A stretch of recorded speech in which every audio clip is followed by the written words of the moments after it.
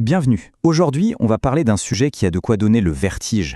Imaginez un instant. Et si l'intelligence artificielle, l'outil qu'on développe à une vitesse folle, décidait de se retourner contre ses créateurs pour devenir une lanceuse d'alerte? C'est ce scénario un peu fou qu'on va décortiquer grâce à un nouvel outil d'Anthropic qui pourrait bien tout changer pour la sécurité de l'IA. On commence direct avec cette question. C'est vrai quoi? Et si notre assistante IA, celle qui nous aide au quotidien, se mettait soudainement à dénoncer les magouilles de sa propre boîte? On pourrait croire à de la science-fiction, mais vous allez voir que la réalité n'est pas si loin. Non, ce n'est pas le pitch d'un nouveau film de SF, c'est une expérience bien réelle menée par les chercheurs d'Anthropic. Le but, voir jusqu'où une IA peut aller et comprendre ses réactions les plus surprenantes. Alors, imaginez un peu le décor. Les chercheurs ont créé un agent IA et lui ont donné les clés du camion, une autonomie quasi totale, des outils super puissants et un accès complet à tous les documents confidentiels d'une entreprise fictive. Et sa mission au départ était hyper simple, une tâche de routine, rien de plus. Sauf que, en farfouillant dans ces milliers de documents, l'IA tombe sur un os. Une preuve irréfutable que l'entreprise a fait quelque chose de mal. Et c'est là que le truc complètement dingue se produit. L'IA, toute seule, sans qu'on lui demande rien, décide que ça ne peut pas rester secret. Elle décide de tout balancer. Et ce qui est vraiment fascinant, c'est que la décision de l'IA n'était pas juste un oui ou un non. Elle a vraiment pesé le pour et le contre. Est-ce que la direction était au courant? Est-ce que le méfait était grave? Mais le plus fou, c'est que les chercheurs ont remarqué un truc bizarre. Parfois, l'IA était plus influencée par la forme de l'histoire que par le fond. Elle pouvait s'alarmer pour des actions totalement anodines juste parce qu'elle ressemblait à un scénario de méchant. Bon, cet exemple, au-delà d'être cool, il soulève une question énorme pour la sécurité de l'IA. Comment on fait pour vérifier, pour auditer des systèmes qui deviennent si complexes que même leurs créateurs ne peuvent plus prévoir toutes leurs réactions? C'est ce qu'on appelle le problème de l'audit impossible. Le cœur du problème, il est là. Les IA d'aujourd'hui sont de vraies boîtes noires. Le nombre de réactions qu'elles peuvent avoir face à une situation donnée est astronomique. C'est plus qu'astronomique. Essayer de tout tester à la main, c'est comme vouloir compter tous les grains de sable sur toutes les plages du monde. C'est tout simplement impossible pour un humain. Face à ce mur, les vieilles méthodes ne tiennent plus la route. Le test manuel, c'est lent, ça coûte une fortune, et au final, ça ne couvre qu'une toute petite partie des risques. Il faut changer complètement de braquet. On a besoin d'une révolution, un audit qui soit automatisé, rapide, complet et systématique. Et c'est justement là qu'un nouvel acteur entre en scène. Il s'appelle Petri et c'est la solution proposée par Anthropic. En gros, il faut l'imaginer comme un détective privé, mais un détective qui est lui-même une IA et qui est conçu pour enquêter sur d'autres IA.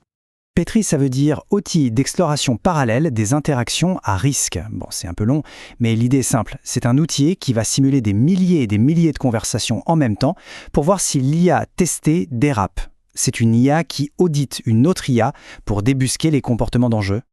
L'image à garder en tête, c'est vraiment celle-là. Une agence de détective IA ouverte 24 heures sur 24, 7 jours sur 7. Ces agents ne se fatiguent jamais et ils sont capables de retourner chaque pierre, de fouiller chaque recoin du code et du comportement d'une IA pour y trouver les failles que l'œil humain ne verrait jamais.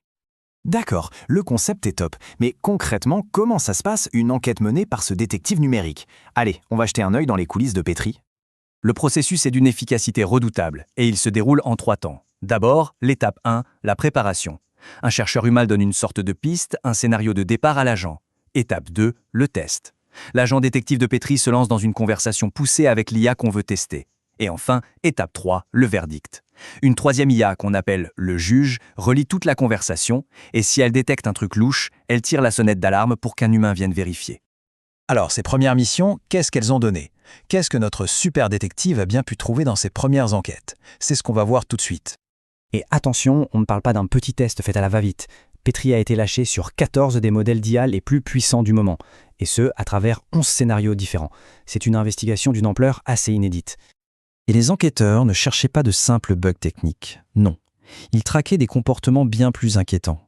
La capacité à mentir, à manipuler, la recherche de pouvoir, l'instinct de survie, ou pire encore, la tendance à accepter de coopérer à des demandes malveillantes. Des risques qui font froid dans le dos. Alors ce graphique nous donne un premier résultat hyper intéressant. Il compare ce qu'on appelle le score de comportement non aligné. En gros, c'est la tendance d'une IA à faire des choses qu'on ne veut pas qu'elle fasse. Ici, plus le score est bas, mieux c'est. Ça veut dire que l'IA est plus sûre. On voit que la première barre, qui représente Claude 3.5 Sonnet d'Anthropic, a un score un peu plus bas que la deuxième barre, qui est GPT-4o. D'après cette première analyse, ça en ferait donc le modèle le plus fiable des deux. Et comme le dit très bien Anthropic dans cette citation, tout l'enjeu est là. On ne peut pas améliorer ce qu'on ne sait pas mesurer. Ces premiers résultats, même s'ils ne sont qu'un début, sont une étape absolument cruciale. pour la première fois, on a des outils concrets pour mesurer ces risques et commencer à construire une IA plus sûre, en sachant où on va. Alors tout ça, qu'est-ce que ça veut dire pour la suite? Pour l'avenir, c'est là qu'on touche à l'importance capitale d'un outil comme Petri, pour toute la communauté qui travaille sur l'intelligence artificielle. Et voici peut-être le point le plus important de toute cette histoire, Petri est open source. Anthropic ne garde pas son outil secret, il le donne à tout le monde. En faisant ça, il ne partage pas juste un logiciel, il lance un appel à une collaboration mondiale. Le message est clair, la sécurité de l'IA, ce n'est pas le problème d'une seule boîte, c'est notre problème à tous. Et ça nous amène à la question finale, une question qui nous concerne vraiment tous. Est-ce qu'on peut sérieusement continuer à développer des intelligences artificielles de plus en plus puissantes sans avoir, en parallèle, une véritable armée de détectives comme Petri pour les surveiller en permanence? La réponse semble assez évidente, non? Cette quête pour une IA plus sûre, c'est sans doute l'un des plus grands défis de notre génération. Et elle ne fait que commencer. Pour ne rien rater des prochaines découvertes, pour continuer à décrypter ensemble ces sujets qui décident notre avenir, le meilleur moyen, c'est de nous rejoindre. Alors abonnez-vous et continuons d'explorer ensemble ces nouvelles frontières.